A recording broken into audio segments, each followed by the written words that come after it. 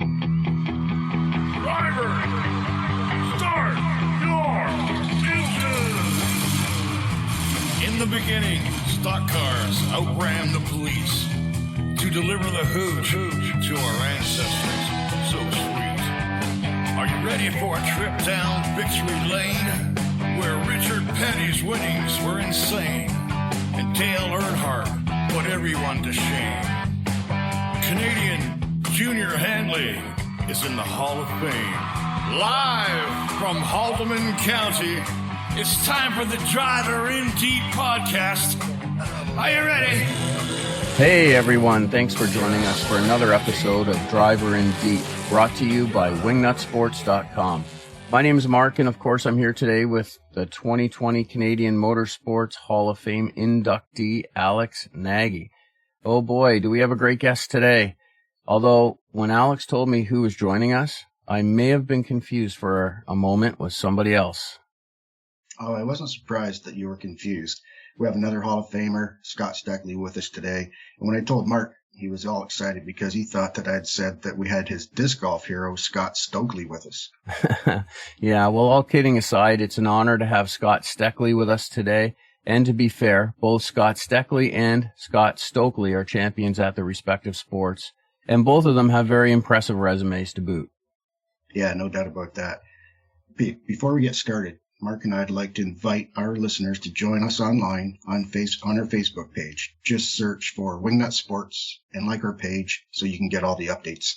That's right. And we're also both on Twitter and Instagram at Wingnut Sports.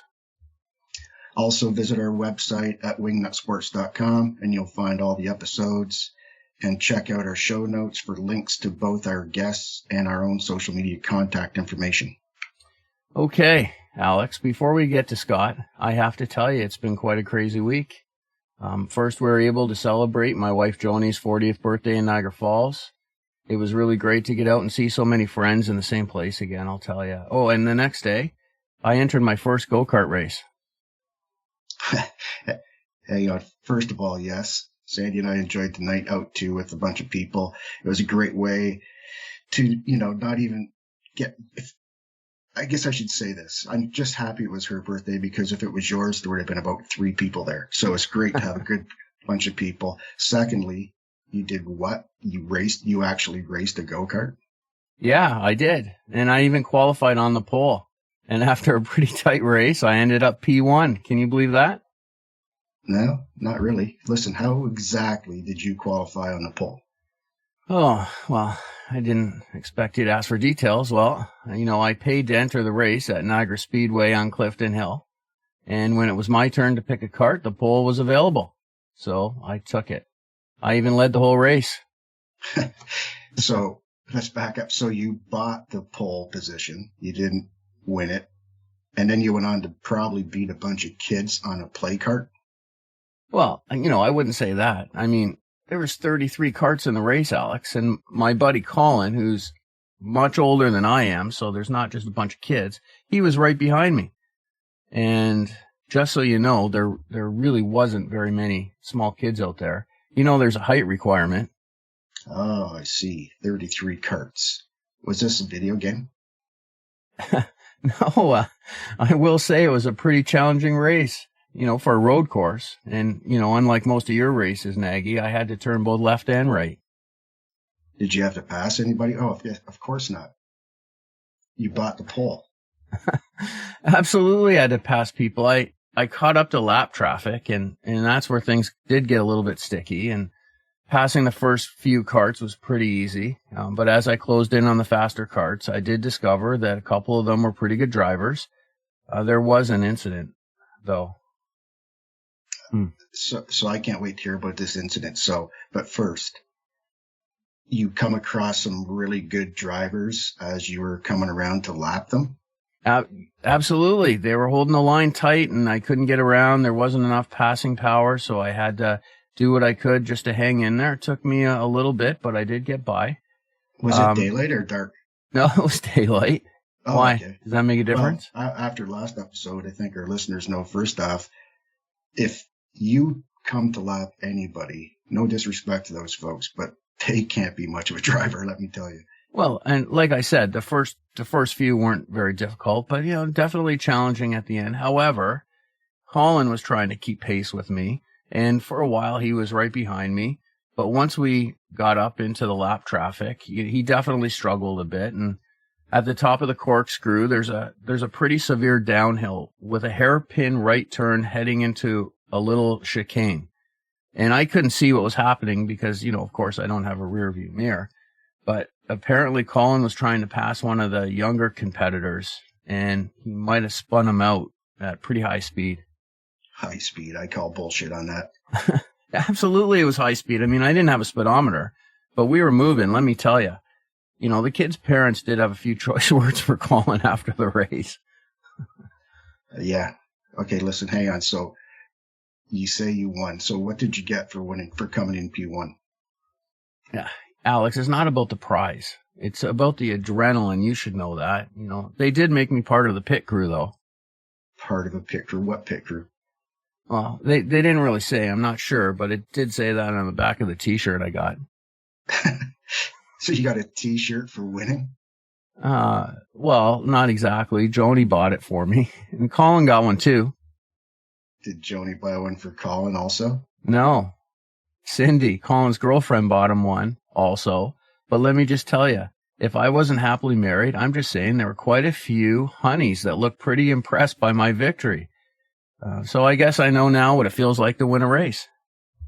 By the way, they're called pit lizards, buddy. Oh, okay. Yeah.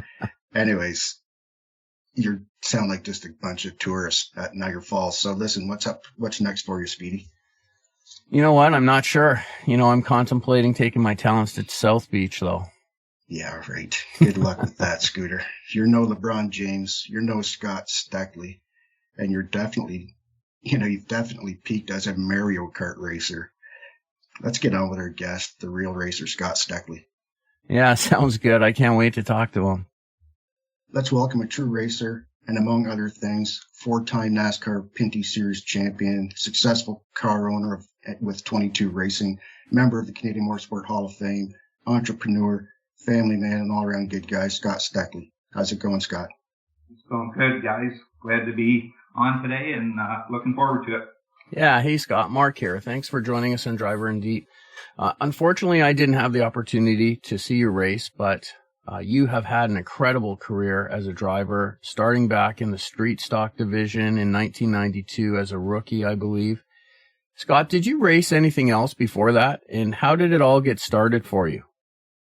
Well, back in 92, me and some buddies worked at a GM dealership, and at lunch hours we built a stock car. We really didn't know a lot about stock car racing or how a weekly show ran and stuff like that. And we really didn't even know who was going to drive this car. Got it built. I don't know if we flipped a coin or how it actually happened, but I ended up being the driver. Good thing. And we went to Varney our first night and won. We had heat races then. We won both heat races and the feature. And we were leaving, and people said, "We'll see you next week." And we really had no intention of going back the next week. We didn't really know there was points or anything like that. But we soon learned how everything worked, and we went back the next week and been racing pretty much ever since. Yeah, Scott, you've won it at pretty much every level. No, not pretty much. At every level that you've tackled, from the street stocks to the Challenger division, late models, CASCAR Sportsman, and of course in NASCAR, CASCAR and NASCAR. Was there any particular division or time in your racing career that when you look back and say, man, that was a bunch of fun, it'd be cool to do that again? Likely the most fun really was, at the end of my NASCAR Pinty's driving career when we were winning lots of races and championships. It seemed like, pretty much from 2008 on, we as a team had everything gelling really, really well, and it was just so much fun. And at the end of 15, when we won the championship, I felt we were just, kind of really getting going, that we could have even won more and stuff like that. But due to sponsorship and trying to make racing a business, it was time, I guess, I had to stop driving. Not that I necessarily wanted to, but financially it was the right decision. You know, based on your success, it's really easy to get right into talking about your NASCAR championships. But I do believe you won a few track championships along the way also. Can you tell us about some of those that come to mind? And also, why did you want to leave local racing to head to CASCAR? As far as local championships, you know, the very first year in street stock, we raced pretty much every Friday night, I believe it was, at Varney Speedway then, which is now full throttle. But it was a lot of fun. There was likely 36 street stocks every night, and you had to sort of make the A show, or else you were in the last chance race. And because of the way they did the point systems, we'd finish good in every feature, and we'd have to start right at the back of the feature every week, starting in like 24th. So, you know, driving there from 24th up into the top three, or we likely got 10 wins that year. That definitely was a lot of fun, and you know, it was just a bunch of young kids not really knowing what they're doing. They're just going out having fun every weekend. So that was likely, you know, one of the funnest times, just getting going. But I don't know why we really left that. I guess always wanted to progress and move up the ladder and be in the highest series we could and be as most successful as we could. So we just, you know, every year, if we won a bunch of races or a championship, we moved up to what we thought was the next level. And I always wanted to make it a career. So there was no way you could make a career of it, you know, racing just every Saturday night at your local track. So that's why, you know, I progressed to CASCAR and then NASCAR. Yeah, similar to me, Scott. You know, after being fortunate enough to win a bunch of races locally and championships, I wanted something different as well. And like you say, just kind of advance. And, you know, Tony Novotny had something great going on with that CASCAR model, and it was perfect for me. And I'm sure, as it turned out, it was perfect for you too. And, you know, that progression, I think when you have aspirations, like you say, to just new challenges, that's why I think people, you know, make those changes. You know, I first got to know you really well in 2013 when I became the director at NASCAR, and you won the championship that year. It was your third, and but it wasn't easy because I think I remember twice that year we had to penalize you for technical issues, which shows you guys how good of a team you are because you overcame those. But I must say also, you know, you didn't want to cry too much, and you overcame those. Well, you know, you didn't have time because you had to get that stuff changed so you could race. But, you know, very professional. You guys, you know, I could see then why you guys were heading for your third championship in NASCAR. And, you know, ultimately you moved on, you get back to work, and you ended up winning it that year. But maybe I helped you. Maybe you owe us all, you know, a little thanks because we probably, drove you to show us that we were wrong and that wasn't why you were fast and all that stuff. So listen, it's all part of the sport, and the cool part is we're still friends now. Yeah, exactly. I know at Riverside, that was, you definitely made me drive harder that day. You know, before we even got out in the racetrack, we had to all of a sudden pull the spindles off of our car. And we were told we weren't allowed to use them. So we really didn't have, we had spare stuff that was kind of older stuff that we used to use. It wasn't our new stuff. Wait, the legal stuff. You had the legal stuff there. It was all the rules, and you know that, Al. I know, I'm just kidding you. But yeah, so we, you know, it was frustrating with NASCAR and stuff when you're winning a lot or doing well. All the eyes are on you, and other teams are, you know, complaining about stuff you're doing and stuff like that. So it was pretty, you know, it was rewarding at Riverside. We got no practice, scrambled the whole time to get our car back together, and went out and got the pole for the race and led pretty well the whole race and passed the last lap. I got one question. So in our intro, you never heard Scott, but Mark had his first career race last week in Niagara Falls at Mario Kart Speedway. And he started telling us on the intro of this podcast how he won the pole. Turns out he bought it. Oh, okay. Yeah, so there was a cart left, and it was the first one in line, so we bought that position. So now, so you actually, you know, we make you take all your front end apart, you switch all your stuff over, beg, borrow, and steal to get it back together, and you go out and show us, and you actually won the pole, Mark. Yes, we won the pole. We almost won the race.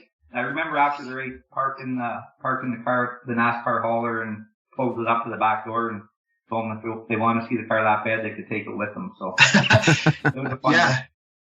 Yeah, I think I remember that. I think you might have been looking right at me when you said that. Not sure who the series director was. And yeah, you know, he definitely showed, like I say, I think it was funny because Wilcox said, there you go. See, you didn't need to have all that other shit on there to be fast. And, but anyways, you know what? Great comeback, great champions. And it's funny because I remember that New Year's Eve. So your crew chief, Randy Steckly, was put on probation that year until December 31st. You probably were with them, you smart ass. Yeah. But New Year's Eve, I get a text. I'm at a party. I get a text from Randy. Hey, Nagy, it's December 31st. Does that mean tomorrow I'm good to go? Yeah. No, we have a lot of fun with it, our team, you know, and we're always trying different stuff. And back in from 08 to 15, we tested all the time and just we're trying all different types of stuff, trying to, you know, try to stay within the rules as much as you could and just be innovative and try new stuff and try to win races. And we won a lot of races in that time frame. Yeah, Scott, Alex mentioned about you winning your third NASCAR Pinty Series championship, but you've actually won 4 in your career. And I'm sure that's something that you and your team are incredibly proud of. And then you started to provide cars for other drivers, I think around 2014 or 15. And after you won your last championship, you hung up the helmet. Why was it time for you? Finding a major sponsorship, satisfied that you had what you had accomplished, or did you see the opportunity to transition to team ownership at that time? Maybe it's all above, or was there another reason? No, it was mainly financial. We didn't have a corporate sponsor, and at the level our team was racing, there was no way I could do that without, you know, a good corporate sponsor. And we tried. I had a lot of people working for me trying to come up with a sponsor for the 2016 season. And, it just never panned out. And I don't know, I was satisfied with everything I had done in my career and I felt we could win more, but I was satisfied with what we've accomplished. And I had started doing rental deals and being a team owner, and that, you know, it was harder to be a driver and be the owner as well. So when we couldn't get the corporate sponsor, I just decided that, you know, I'll just go down the role as a team owner and try to stay in the sport that way. Yeah, I remember, obviously I was there at that time for your last 2 championships, and I think you had no major sponsor for the last 2, right, Scott? We had Canadian Tire in the hood, but. Oh, that's right. Partially. Yeah. Yeah. But then after the 15, Canadian Tire, I believe was that their last year with the series as well, or maybe 16 was the last year with the series. But Canadian Tire basically ended their motorsports stuff with NASCAR in Canada around all at the same time in 15, 16. Right. And like you said, it's hard to drive and be a team owner, like so many others I've seen. And I know being around you at that time, you were fielding some cars for some other guys or girls. But, yeah, you know, you always ran good. And of course, when you ran good and they didn't, it was because you were getting the best stuff, and that makes it challenging for sure. Yeah, it definitely does. You know, it's just a perception that, you know, I'm getting the good stuff and they're not getting good stuff. And it wears on you as well. So, I just wanted to stay in the sport. It was the right direction to go as a team owner and sort of just be done with driving and move on. Yeah, if those guys were smart at the start there, they would have, you know, got you to field a car and you drive it as well. They would have been in good shape. But listen, like your driving career, team ownerships has suited you well so far, you know, just fine for sure. And you've had drivers, some great drivers, you know, such as Dilly, Dumoulin, Villeneuve, Teej, and currently you field teams for Tagliani, Cameron, Lapsevich, and of course now your son Kyle in the Pro Late Model division. You've had a ton of wins as a team owner, but no championship as an owner yet, I don't think, anyways. And it looks like maybe this year you're in the hunt for a couple different championships with Tag and at the Pinty Series and Kyle at Flamborough.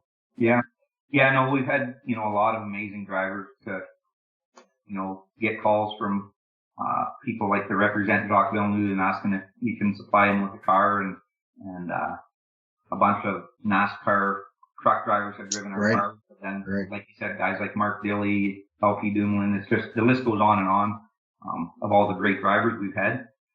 And right now, Tagliani, he's leading the points. It's not a big point lead, but he's pretty determined to win a championship, and I'm determined to win one as an owner, and as a team, we're doing everything we can to get him that championship. So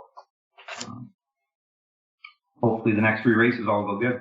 And as far as my son, he's doing great, and hopefully he can get the Flamborough Pro Late Model Championship this Saturday night. Yeah, let's talk about Kyle for a second. He's on a path similar to you, winning in junior late models, mini stocks, and now pro late models. I was at Flamborough when he ran his first APC tour race, and I couldn't believe it, honestly. When he pulled off, I was standing there in the pit, and looking at the kids that were coming out from the front of the pack there. It was amazing how young some of these kids were, and it was really impressive to see, like, Trayton Lapsevich, who was second to Kyle, and Trayton's also racing, one of your Pinty Series cars that we talked about. What are the future plans for Kyle for the rest of this season and maybe even moving forward? We'll just finish out any late model races we can do the rest of this year. There's the Flamborough points race, and then there's a Flamborough Oktoberfest race that we're going to do. An APC race at Delaware a week from this Saturday. We're going to go in that race, so that'll likely be it for Kyle.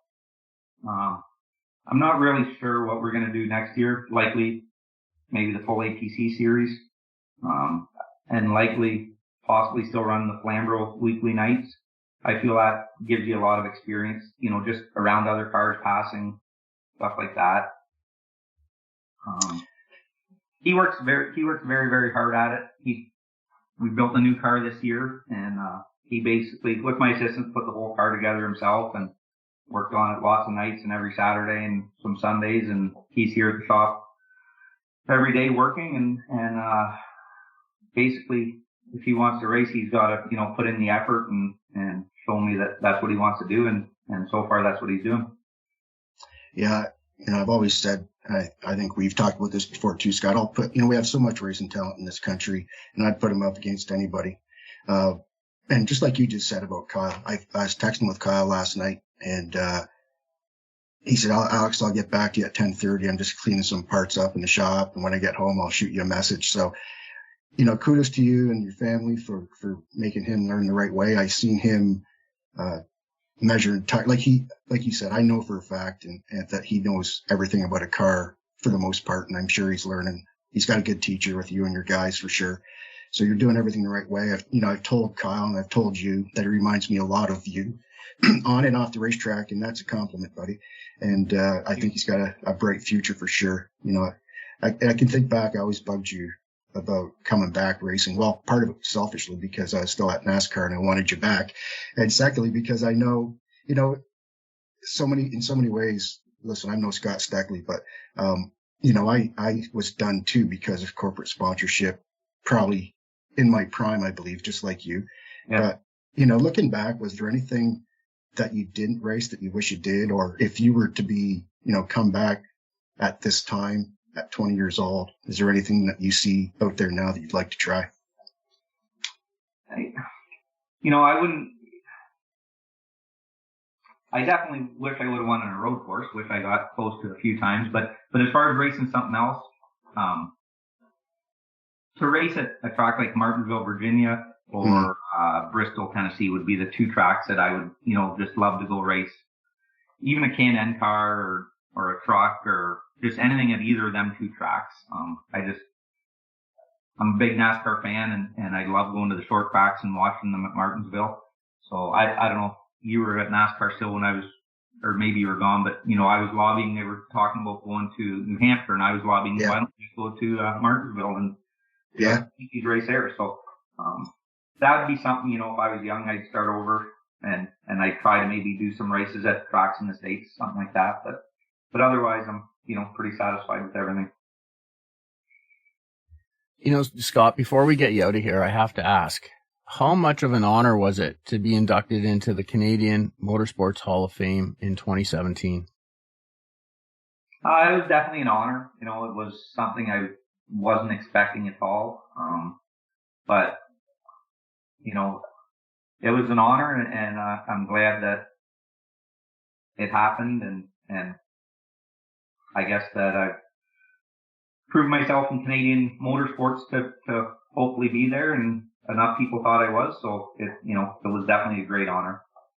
I'm very thankful for that. Yeah, I agree, Scott. I was fortunate enough to be inducted as well last year, and it still seems surreal to think that people felt you're worthy. Is definitely an honor. Well, listen, like Mark said, we got to get you out of here, and I just want to wish you guys good luck at Flamborough this coming weekend. Hopefully, these guys can wrap up that championship, and if I don't see you on the weekend, I'll see you at Delaware for sure. And thanks for making time for this. I know you're crazy busy right now. Yeah, no problem at all. And thank you guys very much for coming on. And it was good to meet you, Mark. You as well. Best of luck in the rest of this year and in the future. Okay. Thank you very much. And I'll maybe see you this weekend, Alex, or next. All right, buddy. Have a good night. Yeah, you too. Super happy that Scott joined us today. Listen, to get him on was kind of like pulling teeth. He never ever liked to talk about himself, and he was always not super comfortable with the media. Never rude, always fulfilled his obligations, but he was just a shy, humble guy. And ultimately, Scott speaks with results, and he does everything first class. Yeah, it sure seems like it, and I can't wait to watch Kyle as he moves ahead in his career too. Thanks everyone for listening, and have a great week.